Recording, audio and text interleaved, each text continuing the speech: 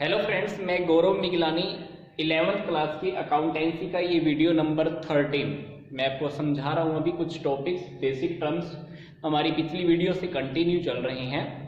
तो मैं आपको पहले एक बात बता देता हूँ कि इसी चैनल पे 11th क्लास की बिजनेस स्टडीज की और 12th क्लास की बिजनेस स्टडीज की काफ़ी सारी वीडियोस मैं अपलोड कर चुका हूँ। अगर आपके पास बुक भी नहीं है तो फिर भी आप वहां से चाहे तो नोट्स भी प्रिपेयर कर सकते हैं और बुक मानकर ही वहां से स्टडी बहुत इजीली कर सकते हैं। तो आइए अब हम स्टार्ट करते हैं नेक्स्ट बेसिक टर्म्स। ये बेसिक टर्म्स हमारी वीडियो नंबर 5 से कंटिन्यू चल रही हैं। छोटी छोटी टर्म्स हैं जो हम धीरे धीरे सीख रहे हैं, जो आगे हमारी बहुत अच्छे से काम आने वाली है। ये वर्ड आपके बार बार रिपीट होते हैं। तो सबसे पहले हम पढ़ रहे हैं कि वाउचर्स क्या होते हैं। Voucher is the prepared for the purpose of the business transaction. जब भी बिजनेस में कोई ट्रांजैक्शन होती है उसका प्रूफ एक अकाउंटेंट के पास होना चाहिए। अकाउंटेंट उसी के बिहाफ पर एंट्री करता है अकाउंट के अंदर। अब ये एंट्री और अकाउंट क्या होता है ये मैं ऑलरेडी आपको वीडियो नंबर 12 के अंदर बिल्कुल अच्छे से समझा चुका हूं। वाउचर कह लीजिए कि एक टाइप से एक प्रूफ है। इस प्रूफ के बेस पर ही हम अपने अकाउंट्स के अंदर एंट्री करते हैं। दूसरी बात आती है डिस्काउंट क्या होता है। सिंपल सी बात है, डिस्काउंट एक रिबेट है जो सेलर अपने कस्टमर को देता है। फॉर एग्जांपल आप किसी शॉप पे जाते हैं तो आप वहां से भी तो डिस्काउंट लेते ही हैं। तो वही डिस्काउंट की बात अब हम बिजनेस में कर रहे हैं। बिजनेस में डिस्काउंट की बात करें तो दो टाइप के डिस्काउंट आपने अपनी लाइफ में भी देखा होगा, वैसे भी आपको नॉर्मल वे में मैं आपको यहाँ पे समझा देता हूं। पहला है ट्रेड डिस्काउंट, दूसरा है कैश डिस्काउंट।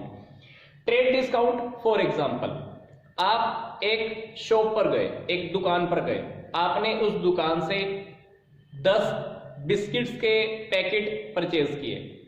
एक पैकेट की कीमत 10 रुपए है तो 10 पैकेट की कीमत कितनी बनी? 100 रुपीज बनी, 100 रुपए बनी। पर उस दुकानदार ने आपको वो बिस्किट के 10 पैकेट एक साथ आपको 80 रुपीज में, 80 रुपए में ही दे दिए।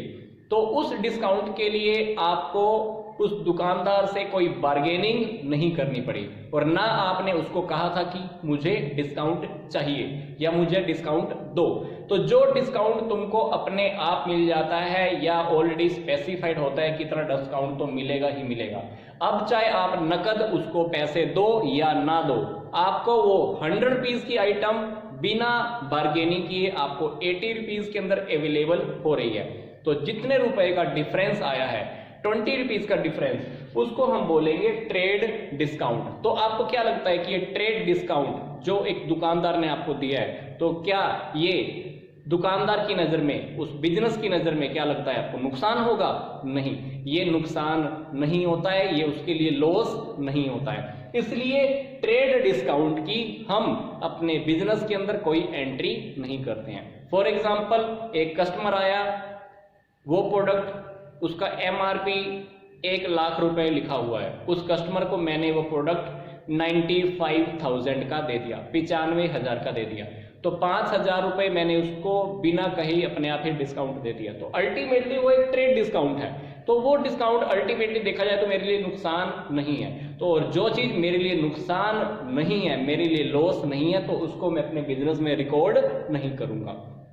ट्रेड डिस्काउंट आप हर किसी को देते हो, चाहे वो आपसे कैश में परचेज करने आया है, चाहे वो आपसे क्रेडिट में परचेज करने के लिए आया है। मतलब चाहे आपसे वो नकद खरीद रहा है या उधार में खरीद रहा है, ट्रेड डिस्काउंट हम हर किसी को अवेलेबल कराते हैं। इसके लिए आपको बार्गेनिंग करने की जरूरत नहीं होती है, कुछ बोलने की भी जरूरत नहीं होती है, ये बाय डिफॉल्ट मिल जाती है। इसलिए इसकी जनरल में भी एंट्री नहीं होती है, क्योंकि ये किसी के लिए कोई लॉस नहीं है, किसी के लिए कोई फायदे की बात नहीं होती है। फिर बात आती है कैश डिस्काउंट। देखो ये नाम से क्लियर हो रहा है, कैश डिस्काउंट। ये डिस्काउंट केवल और केवल तभी मिलती है जब आप कैश पेमेंट करते हो या कोई आपको कैश पेमेंट करने के लिए आता है। फॉर एग्जांपल बिजनेस के अंदर कुछ लोगों को पता होता है, जो लोग रेगुलर बिजनेस करते हैं उन लोगों को पता होता है कि मुझे इस पर्सन से डील करनी है, ये पर्सन मुझे टाइम से पैसा नहीं देगा। फिर भी आपने उसको सेल तो करना ही है, उसको आपने माल तो अपना बेचना ही है। वो पर्सन आपसे कुछ परचेज करने के लिए आया, मान लो 1 लाख का परचेज करने के लिए आया, उसने आपसे 1 लाख की परचेज की, पर उसने आपको बोला कि मैं 3 महीने के बाद पेमेंट दूंगा।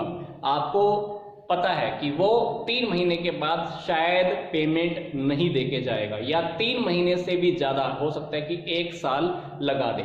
तो आपने क्या किया, उसको उसी टाइम ऑफर किया कि देख भाई, तू अगर अभी पेमेंट कर देता है, मैंने तेरे को 1 लाख का सेल किया है, अगर तू अभी पेमेंट कर देता है तो तू सिर्फ मुझे 90,000 रुपए दे दे, मैं तेरे को 10,000 रुपए का कैश डिस्काउंट दूंगा। अगर तू 3 महीने के बाद मेरे को पेमेंट करने के लिए आता है तो तेरे को मुझे 1 लाख रुपए ही देने पड़ेंगे। तो अगर मतलब 3 महीने के बाद अगर वो पेमेंट देने के लिए आता है तो आप उसको डिस्काउंट नहीं दे रहे हो, इसीलिए आप उसको आज ही डिस्काउंट क्यों दे रहे हो, ताकि वो आपको कैश जल्दी से जल्दी आपको दे दे। तो ये कैश डिस्काउंट एक बिजनेस के लिए लॉस की स्थिति होती है, लॉस की हालत होती है, इसलिए इसकी एंट्री आपको करनी पड़ती है। तो कैश डिस्काउंट सिर्फ आपको उन्हीं लोगों को देना है जो आपको कैश पेमेंट करते हैं। ट्रेड डिस्काउंट आप कोई उधार बेचे या नकद बेचे, दोनों को मिलती है। कैश डिस्काउंट सिर्फ कैश पे करने वालों को ही दी जाती है। ये लॉस होता है, इसकी एंट्री हमको करके दिखानी पड़ती है। ट्रेड डिस्काउंट की एंट्री नहीं होती है, इसको हम कहीं पर भी बिजनेस में रिकॉर्ड नहीं करते हैं। फिर बात आती है टर्नओवर क्या होता है। आपने सुना होगा कि इस कंपनी की टर्नओवर बहुत अच्छी हुई है। तो टर्नओवर क्या होती है, total sale made in a particular period. एक पार्टिकुलर पीरियड के अंदर हमारी जितनी भी टोटल सेल होती है उसको हम बोलते हैं टर्नओवर।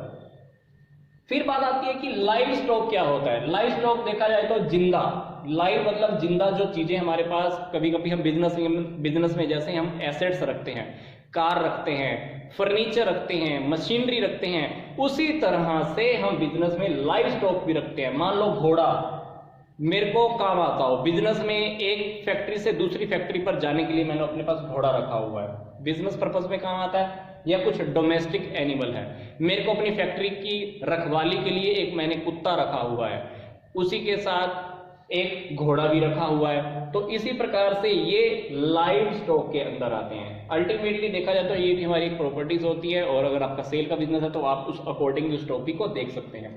फिर बात आती है इन्वेस्टमेंट। इन्वेस्टमेंट क्या है, जब हम किसी कंपनी के जब हम शेयर्स खरीदते हैं, डिबेंचर्स खरीदते हैं, टारगेट क्या होता है हमारा, प्रॉफिट कमाना, इंटेंशन क्या है हमारी, प्रॉफिट अर्न करनी, तो उसको हम बोलते हैं इन्वेस्टमेंट। इन्वेस्टमेंट हम किसी दूसरी कंपनी में, आपने सुना होगा लोग शेयर्स खरीदते हैं, शेयर मार्केट के अंदर पैसा लगाते हैं। तो ऐसा ही बिजनेस में हमारा बिजनेस करते करते कभी कभी ऐसा होता है कि भाई फालतू पैसा पड़ा हुआ है, चलो अभी किसी कंपनी के अंदर पैसा हम इन्वेस्ट कर देते हैं। तो मैंने किसी कंपनी के शेयर्स खरीद लिए या डिबेंचर्स खरीद लिए, डिबेंचर्स के ऊपर मुझे इंटरेस्ट मिलेगा हर महीने या हर साल मुझे ब्याज मिल जाएगा। तो वो प्रॉफिट कमाने के टारगेट से अगर आप कहीं पे भी पैसा इन्वेस्ट करते हो, that is called the investment. फिर बात आती है कि कॉस्ट क्या होती है। कॉस्ट का जो टॉपिक है और जो एक्सपेंस का जो टॉपिक है मैं आपको बता देता हूं। एक्सपेंस का टॉपिक कॉस्ट के टॉपिक से ब्रॉडर सेंस में होता है। एक्सपेंस पूरा अकाउंटिंग ईयर की बात करता है, और जो कॉस्ट है वो किसी amount of expenditure incurred on a specific thing और एक्टिविटी। एक किसी स्पेसिफिक चीज के ऊपर जितना खर्चा आया है उसको हम बोलते हैं कॉस्ट।